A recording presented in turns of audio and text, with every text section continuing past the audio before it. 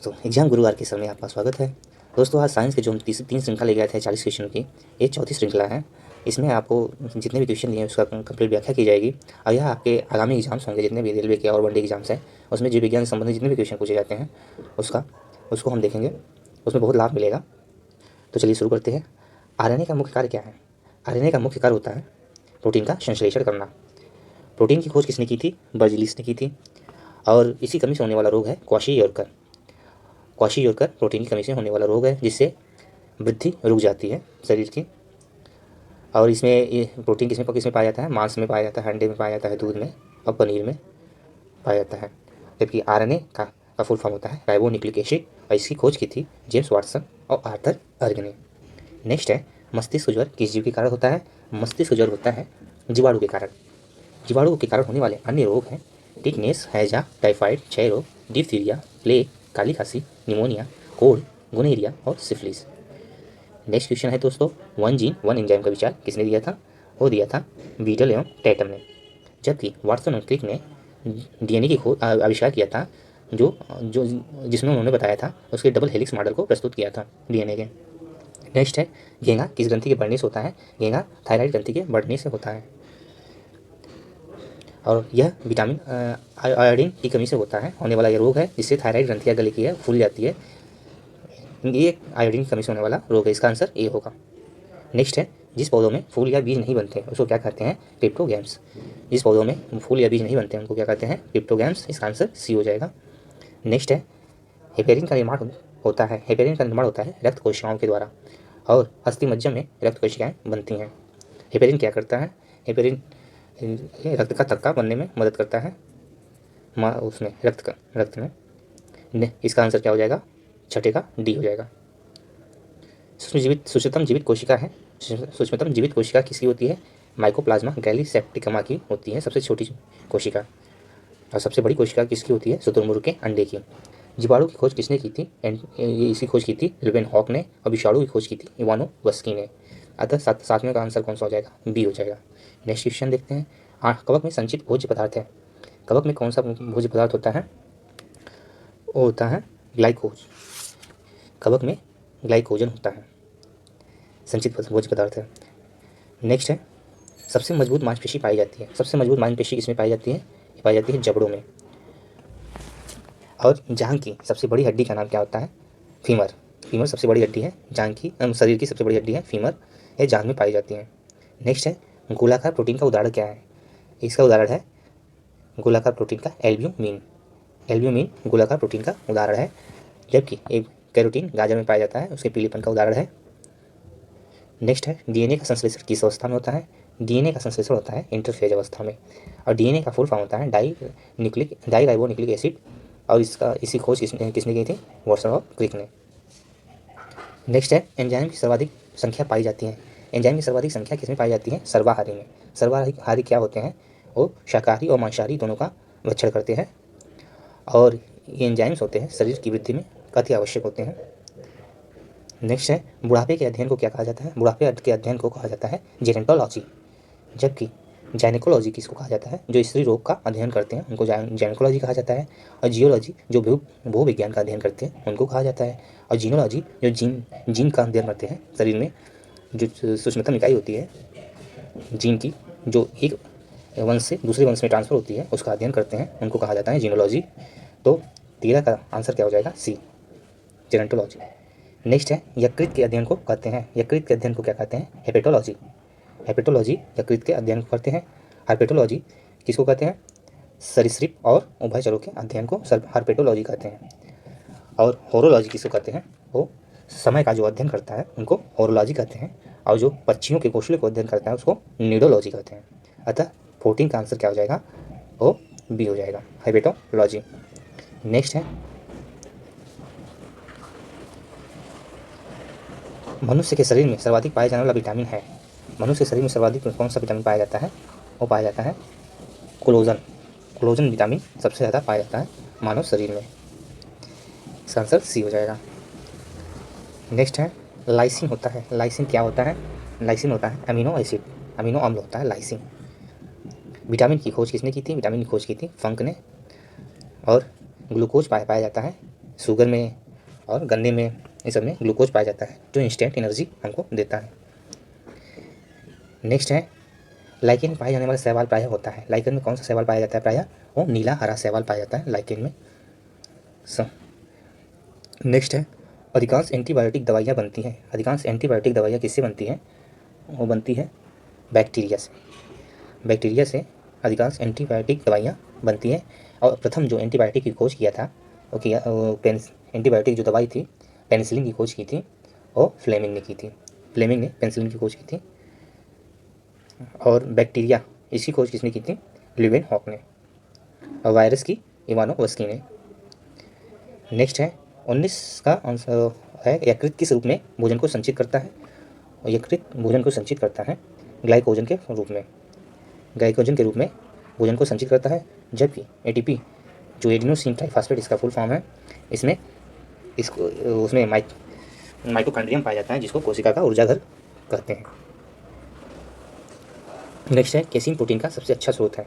Casein protein किसमें पाया जाता है? दूध में। इसके धवल जो शुद्ध रंग होता है, धवल सफ़ेद रंग होने का कारण ये होता है दूध और केसिन। अतः इसका आंसर हो जाएगा 20 का ए। केसिन प्रोटीन का सबसे अच्छा स्रोत क्या है? वो है दूध। नेक्स्ट है तंत्रिका तंत्र के अध्ययन को कहते हैं। तंत्रिका तंत्र के अध्ययन को न्यूरोलॉजी कहते हैं। न्यूरोलॉजी तंत्रिका तंत्र के अध्ययन को कहा जाता है। कानों में कुल हड्डियों की संख्या है। कानों में कुल 6 हड्डियाँ पाई जाती हैं, जिसमें इनकस, मैलियस और स्टेपीस होता है। इनकस, मैलियस और स्टेपीस होता है। और सबसे छोटी हड्डी जो कान में पाई जाती है वो स्टेपीस होती है। नेक्स्ट है चेहरे में कुल हड्डियों की संख्या क्या है? चेहरे में 14 हड्डियाँ पाई जाती हैं। कपाल 8 हड्डियाँ पाई जाती हैं और कान में 6 हड्डियाँ पाई जाती हैं। यानी 14, 8, 22, 6, 28 और 1 हड्डी हमारी हाइट में होती है। अतः मानव के जो सिर में 29 हड्डियों में से ये 14 चेहरे में पाई जाती हैं, 8 कपाल में और 6 कान में पाई जाती हैं और 1 पीछे होता है मध्य मस्तिष्क के, वो हाइड नाम होता है उसका। तो 23 का आंसर क्या हो जाएगा? सी। नेक्स्ट है सिल्क प्राप्त की जाती है। सिल्क किससे प्राप्त की जाती है? सिल्क कोकून से प्राप्त की जाती है। सिल्क यानी रेशम के कीड़े से ये प्राप्त की जाती है सिल्क। नेक्स्ट है इस 24 का आंसर क्या हो जाएगा? कोकून यानी ए। जंतु जगत का सबसे बड़ा वर्ग है। जंतु जगत का सबसे बड़ा वर्ग है आर्थ्रोपोडा। इस आर्थ्रोपोडा संघ में आर्थ्रोपोडा संघ का शरीर जो विभाजित होता है वो सिर में और वक्ष में, सिर, वक्ष और उदर में विभाजित होता है। 3 भागों में विभाजित होता है इनका शरीर, सिर, वक्ष और उदर। तो इनमें पाए जाने वाले जो जीव हैं वो हैं तिलचट्टा, झींगा मछली, केकड़ा, खटमल, मक्खी, मच्छर, मधुमक्खी और टिड्डी। अतः इनका वर्ग सबसे बड़ा होता है। जंतु जगत का सबसे बड़ा वर्ग क्या है? आर्थ्रोपोडा। इसका आंसर बी हो जाएगा। पौधे का प्रजनन अंग है। पौधे का प्रजनन अंग क्या होता है? वो होता है फूल। पौधे का सबसे बड़ा प्रजनन अंग है। तो 26 का आंसर सी हो जाएगा। पौधे का प्रजनन अंग है फूल। नेक्स्ट है 27 किस रोग में रक्त का थक्का नहीं बनता है? वो हीमोफीलिया। हीमोफीलिया एक ऐसा रोग है, अगर आपका रक्त बह रहा है तो बहता ही रहेगा। ये सबसे पहले ब्रिटेन की महारानी में देखा गया था, एलिजाबेथ में।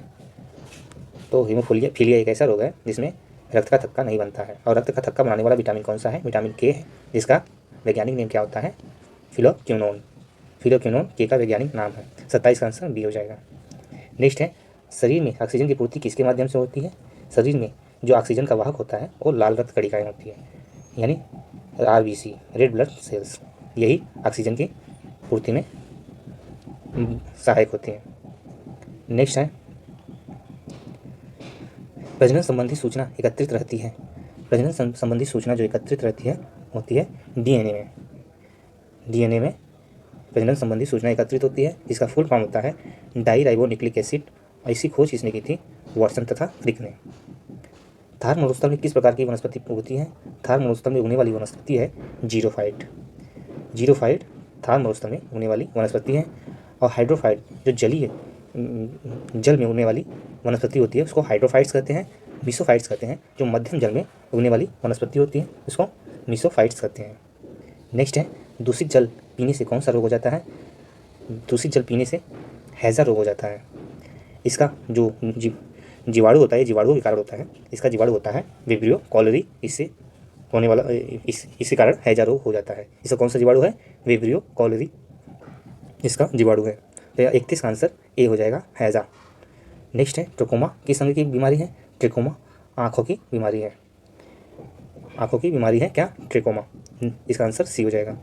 नेक्स्ट है हार्ट अटैक का कारण है। हार्ट अटैक किससे होता है? जब शरीर में हमारे कोलेस्ट्रॉल की मात्रा बढ़ जाती है तो यह जो रक्त कोशिकाओं को ले जाने वाली जो नलिकाएं होती हैं उसमें जमा होने लगती हैं, तो यह उसमें बाधक होती हैं कि कोशिकाएं फेफड़े में सही से नहीं पहुंच पाती हैं और इसकी रिकॉर्ड होने से फिर तो हार्ट अटैक का कारण बनता है। तो हार्ट अटैक का कारण क्या है? जो शरीर में कोलेस्ट्रॉल की मात्रा जमा हो जाती है उससे होता है हार्ट अटैक। इससे पर्याप्त मात्रा में फेफड़े को ऑक्सीजन और ब्लड की पूर्ति नहीं हो पाती है। नेक्स्ट क्वेश्चन है मानव रक्त में प्लाज्मा कितने प्रतिशत होता है? मानव रक्त में प्लाज्मा होता है 65%। 65% आरबीसी में मानव रक्त में प्लाज्मा होता है। नेक्स्ट है एंजाइम सहायक होते हैं। एंजाइम किस में सहायक होते हैं? एंजाइम सहायक होते हैं भोजन के पाचन में। भोजन के पाचन में एंजाइम सहायक होते हैं। नेक्स्ट है टीबिया नामक अस्थि मानव शरीर में कहाँ पाई जाती है? टीबिया नामक अस्थि मानव शरीर में पाई जाती है टांग में। टांग में कौन सी अस्थि पाई जाती है? टीबिया। नेक्स्ट है पौधों के रोगों का अध्ययन होता है। पौधों के रोगों का अध्ययन क्या कहलाता है? रोग विज्ञान में पौधों के रोगों का अध्ययन किया जाता है। नेक्स्ट है पिट्यूटरी ग्रंथि अवस्थित होती है। पिट्यूटरी ग्रंथि कहाँ पे होती है? ये होती है मस्तिष्क में और इसको मास्टर ग्रंथि भी कहते हैं। ये मस्तिष्क में स्थित होती है, सबसे छोटी ग्रंथि है पिट्यूटरी ग्रंथि। इसका आंसर क्या हो जाएगा? मस्तिष्क में ए। कौन सा विटामिन दूध में नहीं पाया जाता है? विटामिन सी दूध में नहीं पाया जाता है और इसका वैज्ञानिक नाम होता है एस्कॉर्बिक एसिड। और इसकी कमी से होने वाला रोग है स्कर्वी। और इसके स्रोत क्या क्या है? आंवला और जितनी भी हरी सब्जियां होती हैं विटामिन सी की स्रोत होती हैं। और स्कर्वी रोग जो होता है उससे मसूड़ों में खून आने लगता है, स्कर्वी से विटामिन सी की कमी से। तो 39 का आंसर क्या हो जाएगा? सी। नेक्स्ट है कार्बोहाइड्रेट्स। कार्बोहाइड्रेट्स में आते हैं, कार्बोहाइड्रेट्स में क्या आते हैं? स्टार्च और शर्करा। स्टार्च और शर्करा कार्बोहाइड्रेट्स में आते हैं। तो दोस्तों आपको वीडियो कैसा लगा कमेंट बॉक्स में जरूर बताइएगा। वीडियो पूरा देखने के लिए धन्यवाद। चैनल को लाइक और सब्सक्राइब कर दीजिए जिससे आपको नेक्स्ट वीडियो मिले और आपका एग्ज़ाम बहुत ही अच्छा हो। धन्यवाद। थैंक्स।